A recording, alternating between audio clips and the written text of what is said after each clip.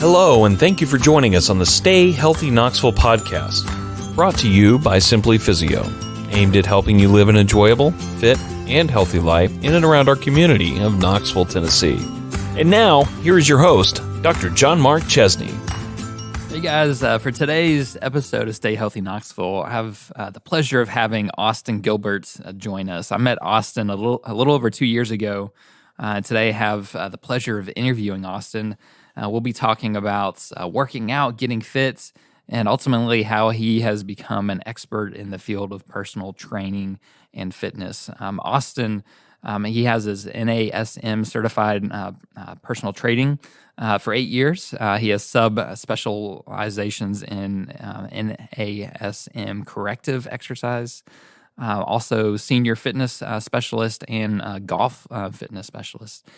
He's been in the Knoxville area with Fitness Together, primarily the Farragut location for almost 3 years.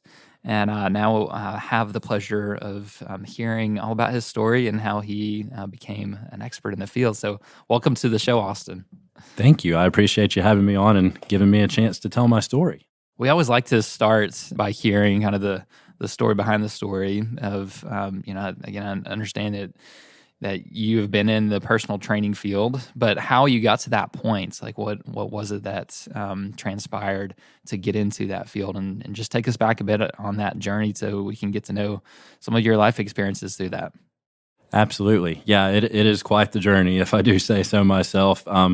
Need to go back to childhood, really, to lay the context of it. You know, I kind of grew up in a sedentary household. It was just my brother and I with my parents, and you know, we would get out and play on the weekends and be active, but Monday through Friday, it's school, homework, video games. So just a very sedentary upbringing. There wasn't a lot of emphasis on exercise or nutrition. So I'm also a pastor's son, and with being in a pastor's family comes a lot of nutritional comforts. So whether that be people wanting to take us out to eat constantly, bringing baked goods over to the house, you're just surrounded by food comforts that are not necessarily good for you. So, just never had a good foundation in fitness or nutrition. So, fast forwarding to my early 20s, I was in college pursuing a broadcast journalism degree. I was working basically full-time at a local fast food restaurant. So again, surrounded by treats that were not necessarily good to be around constantly, just still not being very active. So I will never forget this turning point. I went to the doctor for a sinus infection when I was about 21 years old and got on the scale, and I was just floored by the number I saw. It had been a couple of years since I've been on a scale, and that number really got to me. So it was one of those kick you in the tail kind of moments, like I've got to do something. Something's got to change here. So got a gym membership, a 3-year contract, and 3 years go by and I had made very minimal progress, right? Like I had seen some body fat drop off, added a little muscle, gotten a little stronger, but after 3 years, you'd expect to see a little bit more than that, and I was not seeing it. So, in addition to that, I had decided to stop pursuing my journalism degree. That kind of just was not feeling as exciting to me as it did when I started. No plan for life, minimal progress in the gym, and then met a very close friend of mine via church, and like, I know you're into lifting weights. Like, what do? I have no idea, where to even find a starting point. So he suggested that I come to the gym with him, and he'd kind of show me the ropes. So worked out with him for about 3 months, and I was seeing a tremendous amount of progress in that, just having someone walking me through, like, this is how we hit these muscles. We could do this to change it up and make it a little tougher. I'd never worked one-on-one in a coaching aspect like that before. So it really shocked me, like, man, this has made a huge difference just working closely with someone. A couple months of working out with him, I was watching television and saw a commercial for National Academy of Sports Medicine, which is the company I'm certified through. And it just kind of hit me in the face, like, man, that's it. That's what I need to do with my life. It was a TV commercial, you're saying? Yeah, okay. Yeah. I knew the value of what it was having someone there showing you the ropes, walking you through how to do things, motivating you.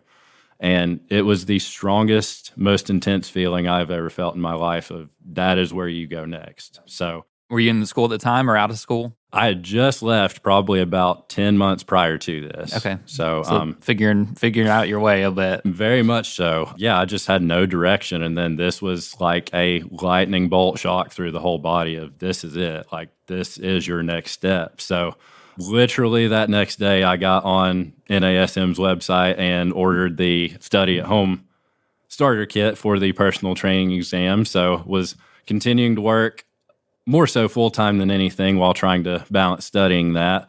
Finally got certified in December of 2014 and got my first crack at a personal training gig in a big box gym.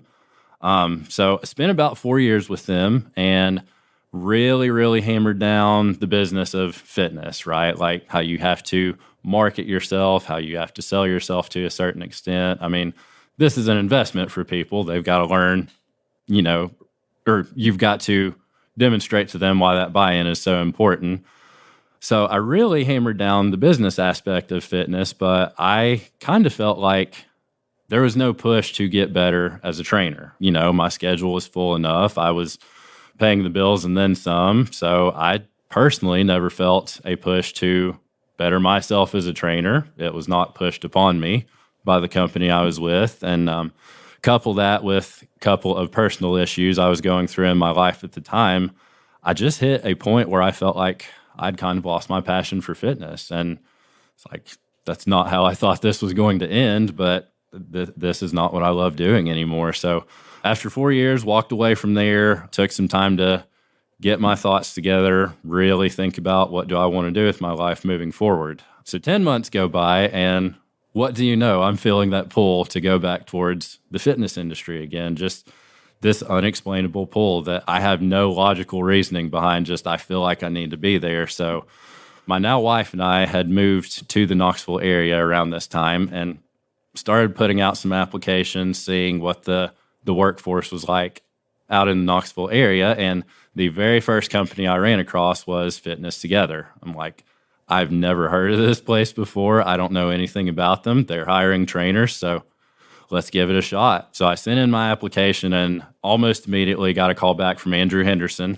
Wonderful, wonderful guy that I have had the pleasure of working for the past 3 years now. And I'm not kidding when I say I was in that building for a whopping 2 minutes where I immediately knew this was the right place for me. Just the clients were so happy. The work environment was so infectious. Like this felt like what I had missed out on in my previous 4 years. So like, man, this is an absolute yes. If you will have me, if you will give me a chance, then this is the place I want to continue to rebuild my career from. So I think that's great perspective, even just thinking about kind of development and like, because you were in the industry, right? But it was completely different kind of feel for you, as an individual. But I'm sure that there's an outward expression of that, how that translates into like what you're able to give to your clients when you're at a level of joy and satisfaction and that piece, there as well. Yeah, even thinking about kind of those two experiences, because you said a big box. Is that kind of like I'm imagining like a Planet Fitness where there's just a bunch of people around and you have just clients that you're helping with. What do you think was the big difference between the two that really made a difference for you personally? Well, I would say the biggest thing was the standards we were held to, Mm-hmm. and that can be tough, right? Like you're talking a very broad array of skills that we have to bring to the table as trainers. So my experience there was more so on the business side, and I think because I was not getting pushed to get better in the room with clients, I was lacking in some areas there. Whereas I come to Fitness Together, and the standard is so high that you're constantly just trying to get better. Yeah. Like that wakes each and every one of us on that team up every day of like, I get a chance to get better and prove my worth to the world. And that was the biggest difference for me was just the standards and kind of where they put that emphasis on. Sure.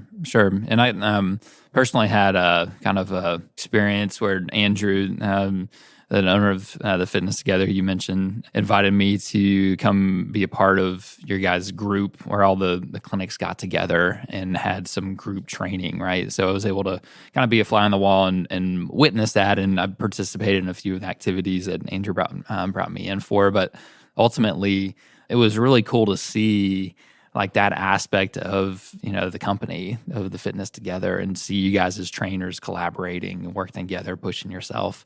And I think that's a huge piece that, for somebody like yourself who is, motivated and driven, like when you're in that environment, then it just brings life. Like it really does bring life, was what I'm hearing. Absolutely. Yeah, I'm a bit of a competitor at heart. So when I have theoretically no competition pushing me, I'm not going to give my best. But when I feel like I'm surrounded by the best, I can't look like I'm slacking. That gets me excited and motivated to do my best. Yeah. So you said you've been in the Knoxville area. Where did you move from?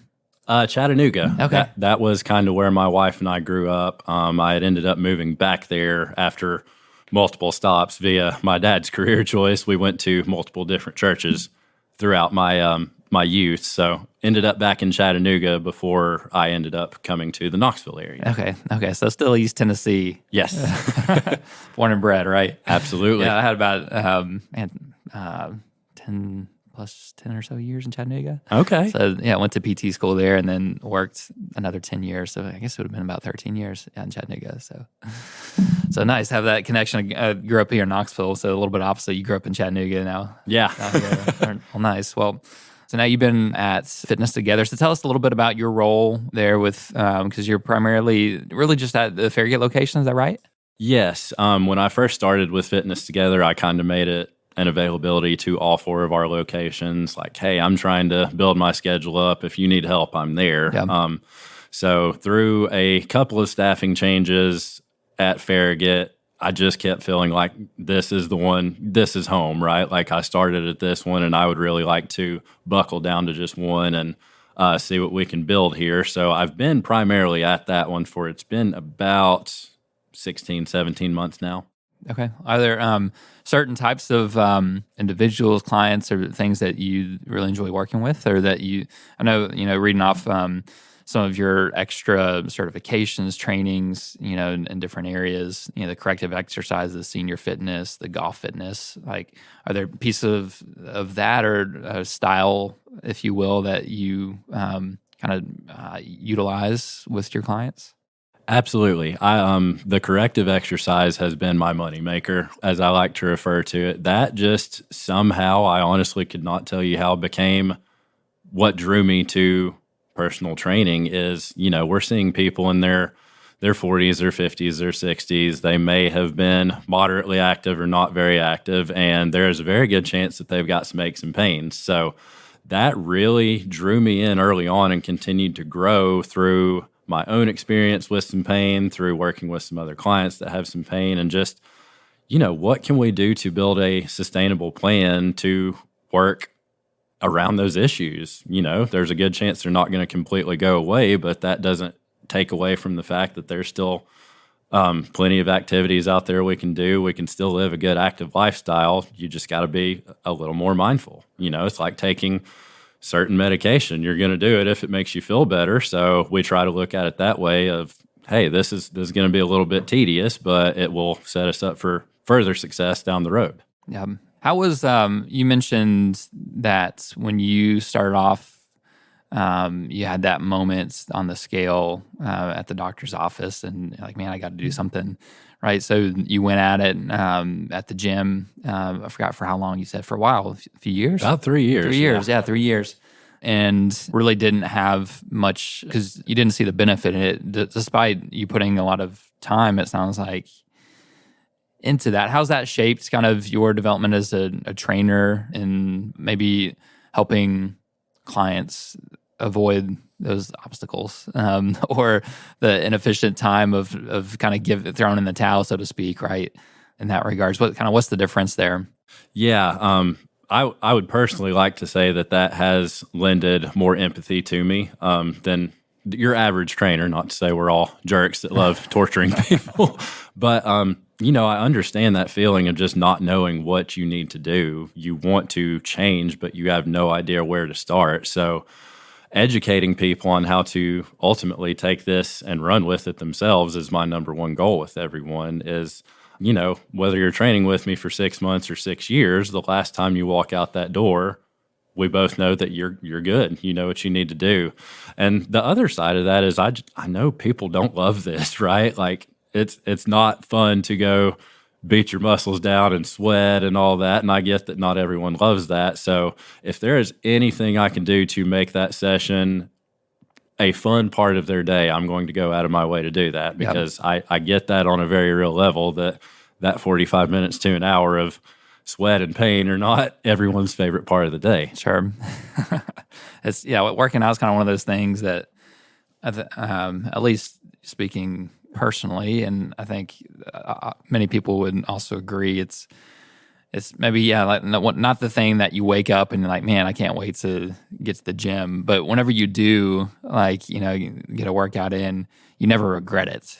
It's like, man, I'm glad I did it. But man, it's always still a bit of a struggle, right? For sure. You're like, well, I can sleep an extra 45 minutes. The bed's feeling pretty good, or I can peel myself out and do something that's good for me. But when I'm in this semi state of consciousness, it doesn't always work out that way. Absolutely. There are going to be plenty of days that are harder than others, but I can always guarantee you the workout you do not want to do will end up feeling the best out of any of them at the end of the day. Yeah. I mean, where I see even some of it with personal training is that the commitment and the show up, like the chances that somebody shows up when they're on their own versus when they're not is dramatically improved when they have somebody who's doing as much as they can to make it as easy as possible. Granted, you can't lift the weights for them, right? But they have a schedule and, they have somebody showing them the way and, whether it be that encouragement or that, I don't know how you encourage if you're like on top and yelling at them or if it's just kind of nice or maybe a mixture in between of what that person needs. But I imagine that makes a huge difference in somebody actually seeing results. Oh, it's huge. I think we all got a very close glimpse at that over the past 2 years during the pandemic. Yeah. Everyone decided, let's go buy all the exercise equipment in town, and then they've done nothing with it. That is the name of our game is accountability, whether that be, just getting through the door, like you've got an appointment you've already paid for. You're going to be way more likely to show up to a training session as opposed to, I'll go to the gym at 6 o'clock or what have you. But it doesn't stop there. I mean, the minute you're in session with us, we're expecting you to push yourself for us. We're expecting you to hit a certain number of repetitions that we're going for, a certain amount of weight we're looking to push. We hold people accountable nutritionally. What are you doing outside of here that's either helping or hurting what we're doing? So it's just really an all-encompassing accountability that you're flat out not going to get unless you hire a professional to work with you. Sure. Awesome. Well, Austin, thanks for sharing. We're going to take a break here, a word from our sponsor, and then when we come back, we're going to be talking about some myths. Just understanding more about personal training, fitness, and answer probably some really common questions that Austin gets to answer them for you and clarify some of those things. So come back. Stay Healthy Knoxville is sponsored by Simply Physio, a physio clinic that equips and empowers you to live your life to the fullest so that you can enjoy the things you love to do and be the person you are made to be. Simply Physio specializes in helping people get back to a healthy and active lifestyle, living free from pain and medication and avoiding unnecessary surgery. Stay tuned until the end of the episode to receive a special gift from Simply Physio and enjoy listening to the rest of the episode. Hey guys, welcome back to the show. I'm here with Austin Gilbert. We've been talking about his experience in personal training and fitness. And so we're coming back here, and I thought it'd be interesting just kind of reflecting on the different options that people have when they don't want to go at it alone, right? As far as getting fit and getting onto whether it be some sort of program. Just thinking about all the different hybrid options. You got kind of something like the Peloton where you can have some sort of equipment, live classes, programs. You can maybe purchase, virtually. Personal trainer. There's all different levels of kind of personal training, whether it be kind of the big box kind of personal trainer versus something like Fitness Together.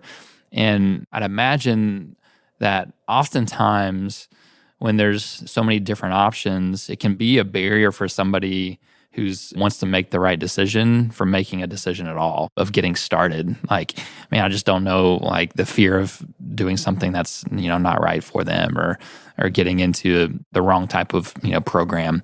I'd love for you to speak to that a little bit for, some of our listeners who maybe are recognizing the need and the benefit of some sort of help, but they're not quite sure what that actually means and how to go about finding that. Yeah, sure. That can be a tough thing to answer when you're first really starting to get interested in getting in better shape, because there's so many options out there.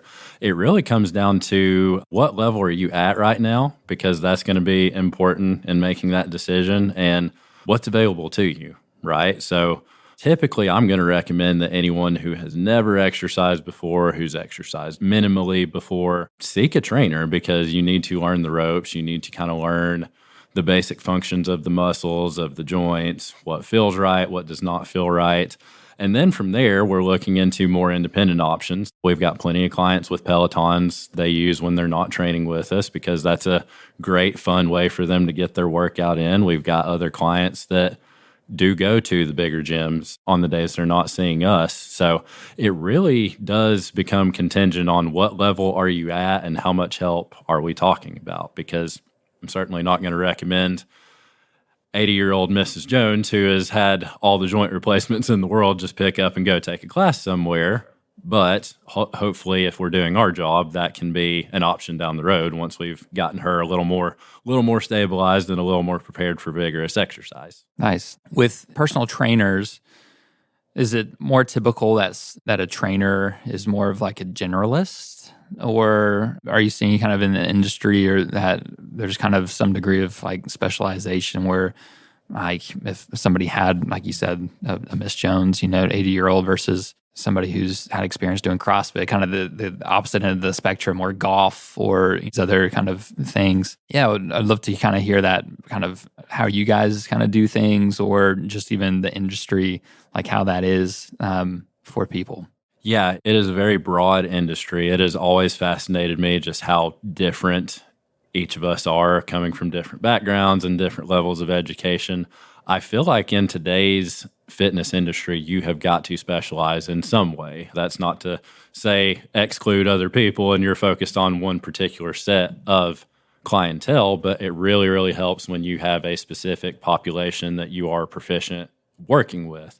Now, that being said, again, this is a very broad range of clients and issues we're talking about. So as much as you can put into that knowledge bank, I would always recommend to do so. And that's one thing I love at the very top of that list of Fitness Together, is that we have such different backgrounds that we all really help each other round out those rough edges. So it's kind of a yes to both. You do need to specialize, so you've got your lane and you can always fall back to that, but it's super, super important to broaden your horizons and figure out, okay, this might not be the type of person I'm completely comfortable working with, but I'm capable of challenging myself too. It's kind of just reflecting back in industry that I'm in with, as far as physical therapy, very similar, where I think generally speaking, when I was starting off, like most PTs were more generalists. And I would say for the most part, like, especially the bigger kind of box kind of places are, they don't necessarily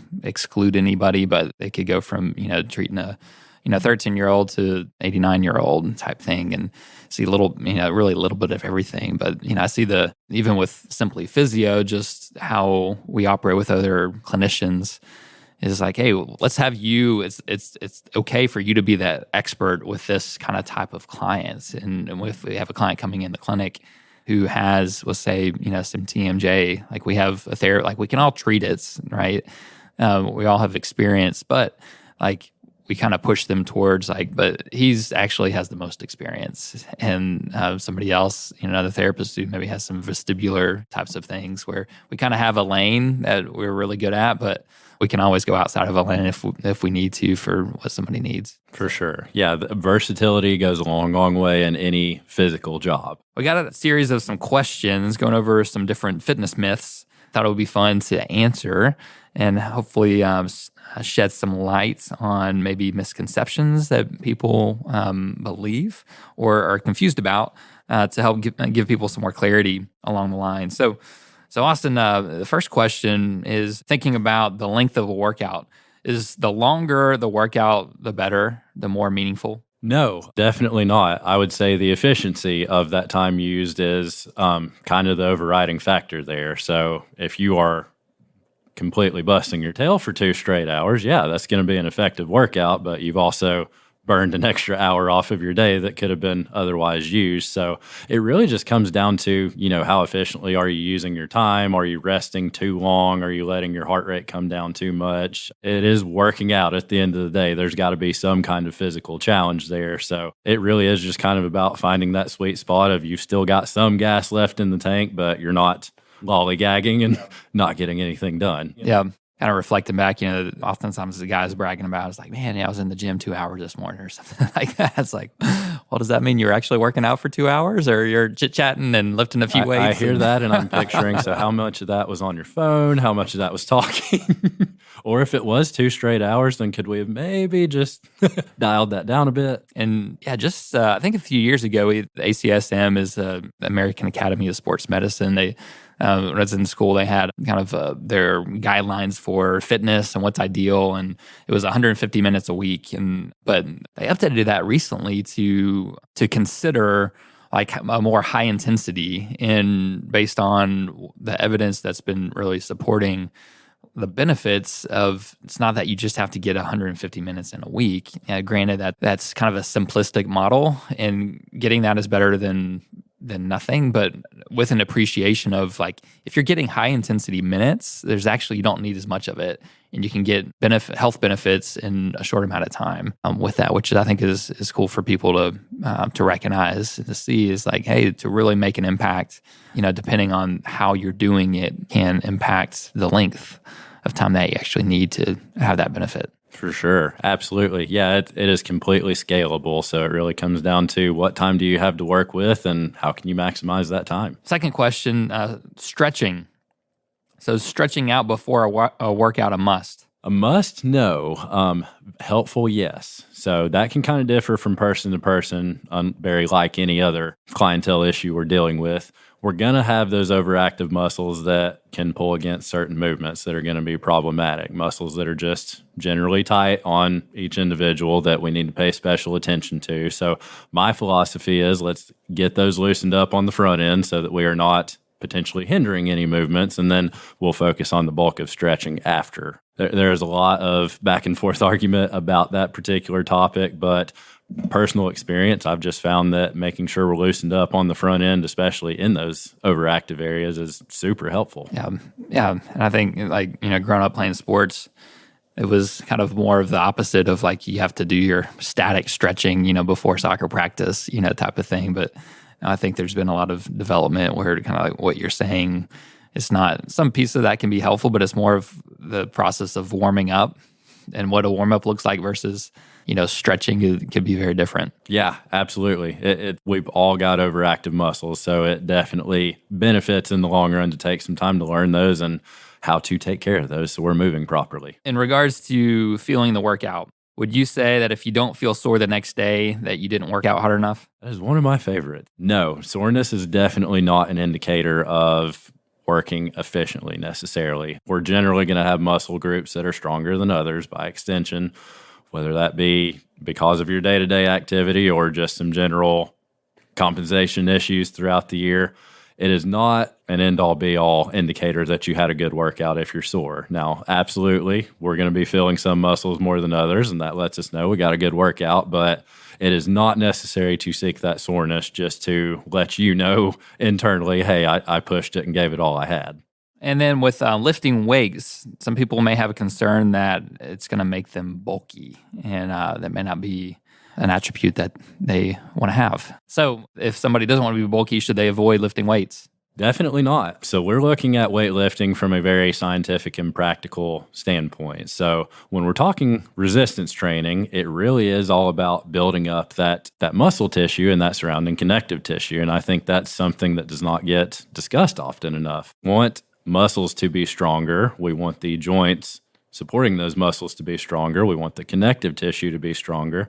The only way we're going to do that is through strength training. Now, obviously, there's different levels of that. We're talking the difference between doing higher repetition, lower weight stuff, where we're looking more at stabilization, and then 1 to 5 reps of really heavy weight, giving it all we got in the more max strength phase. So yes, we can bulk you up, absolutely, if that's something you're looking to do. But a lot of that is going to involve nutrition, supplementation. At the end of the day, what we're really looking to dispel is that myth that in general, lifting weights makes you bulky, because the truth of it is it makes you stronger, it makes you move better, it makes you healthier. Awesome. And it kind of goes into the next question too. If somebody is looking to lose weight, is weight training not a good option to lose weight? Yeah, that's definitely something we really want to incorporate with people when they are trying to lose weight. Weight training? Yes, absolutely. When we are building a body made up of more lean tissue than we are fat mass, we are burning calories more consistently, more efficiently. So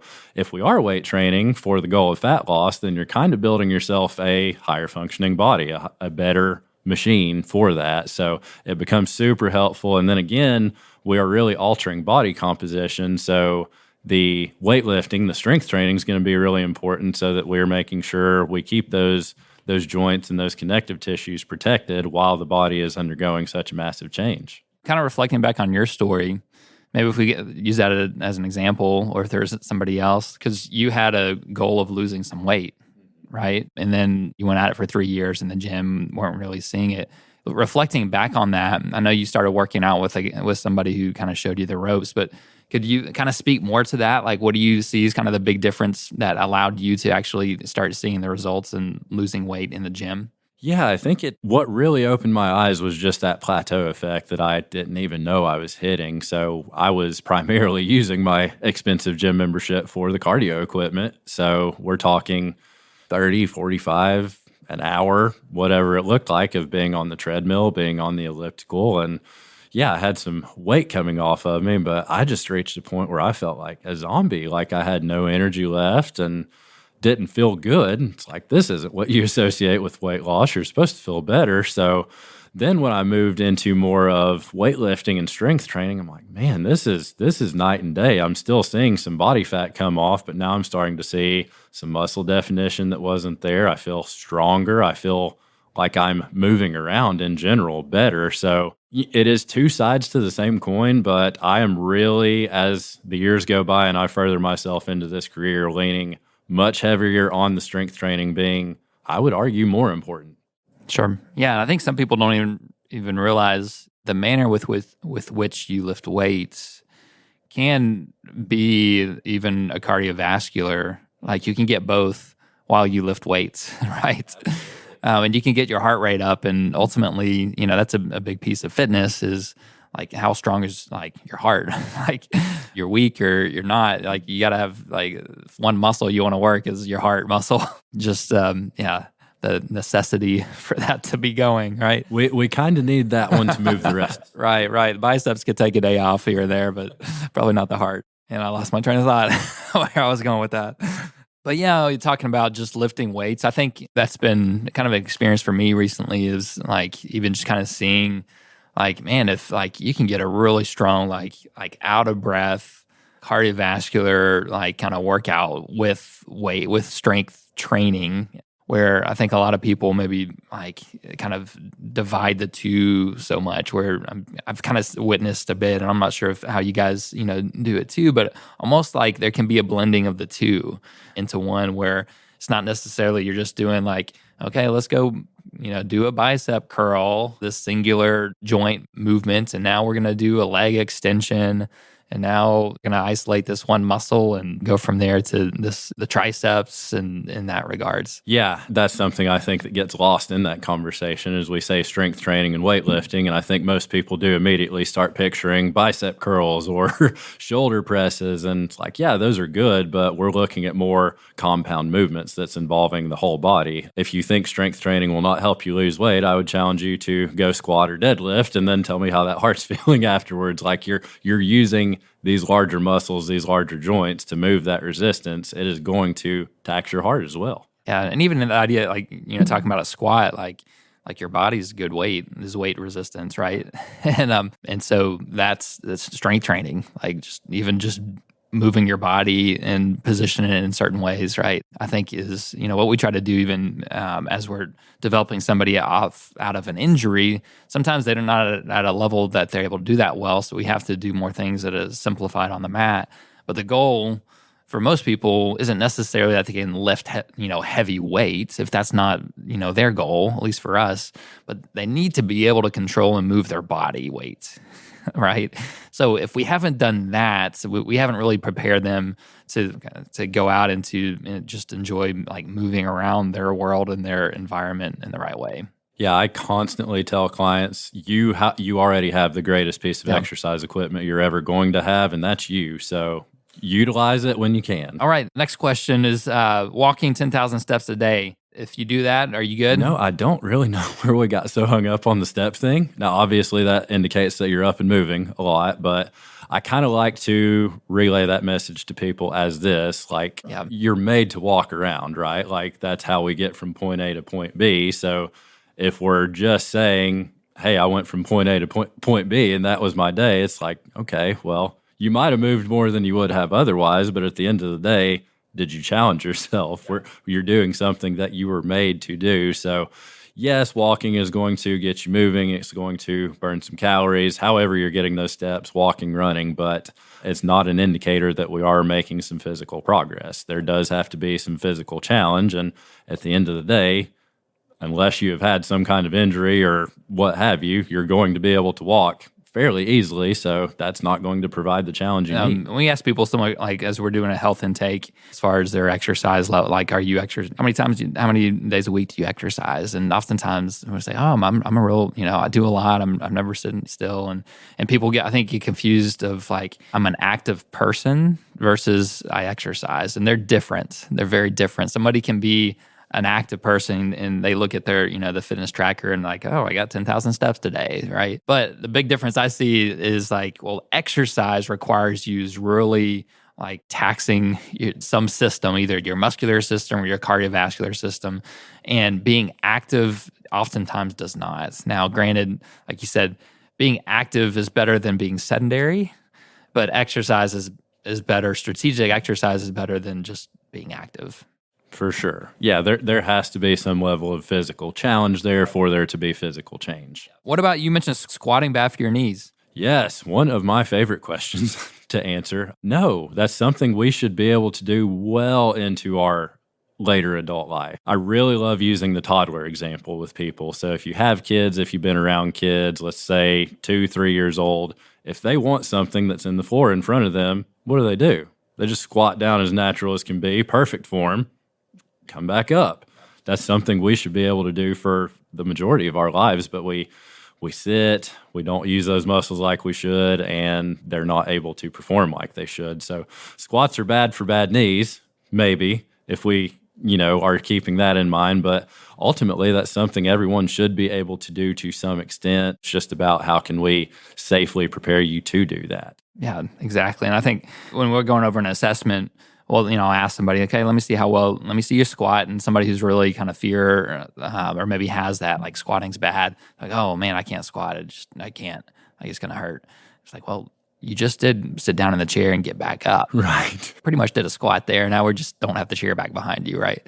So like you said, before, is like, hey, like squatting is like it's a functional movement that somebody needs to be able to do, and no matter how old you are, like you need to be able to get up and out of a chair.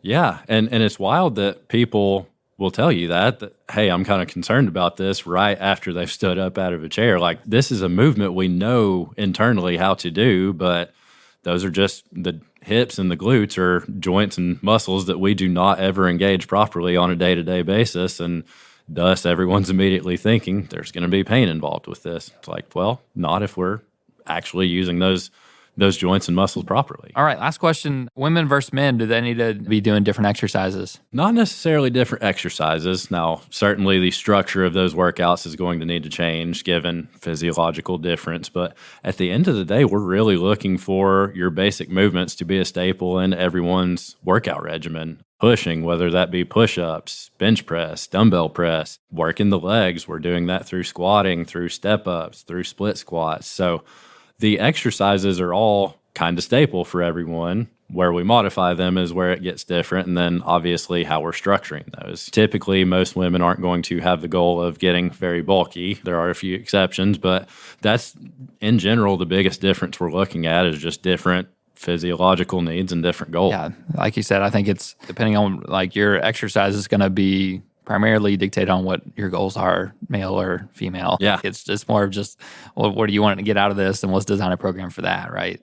Well, awesome. Well, thanks for sharing. Thanks for busting some myths for us, Austin, and giving some clarity around some oftentimes confused topics. I know our listeners will appreciate that. We like ending the podcast here with some questions about Knoxville area. So, Austin, tell us something that's maybe on your bucket list around the Knoxville, greater East Tennessee area. So I was giving this some thought as you and I were discussing ahead of time, and I have never been in the Sun Sphere, and I feel like that's kind of criminal, being in the Knoxville area for this long and having never That's right. stepped foot in It's that kind of what thing. we were talking about earlier, like some of those things. I used to live in Chattanooga, and they have Ruby Falls.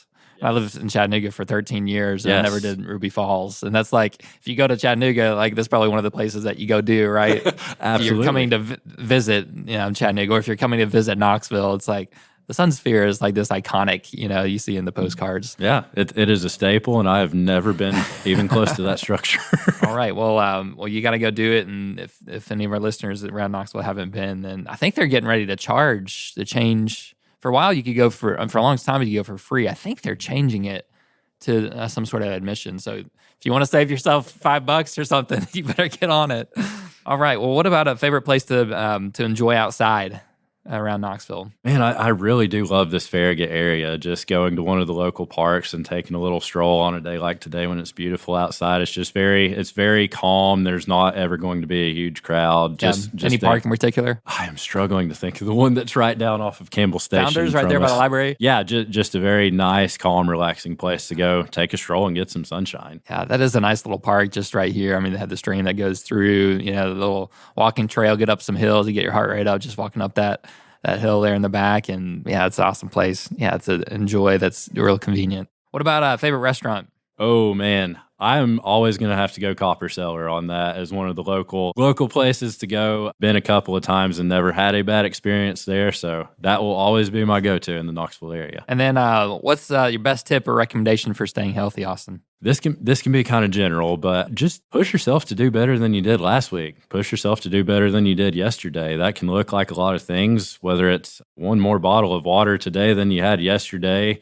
100 more calories than you burned yesterday. Just set yourself different goals and try to meet those goals. It almost becomes a bit of a game to you, and we tend to all stay engaged better when we have something we're having fun with. Nice. People want to get in touch with you. What's the best way to do that if they have some other questions, or maybe they're looking to receive some personal training assistance? What's the best way to do that? Yeah, quickest way is to give us a phone call or text at 865-671-2022. That gets you directly to our Farragut studio. If you want to look into us a little more, just go to Fitness Together and search Farragut, or just Google Fitness Together Farragut. That'll take you straight to our page.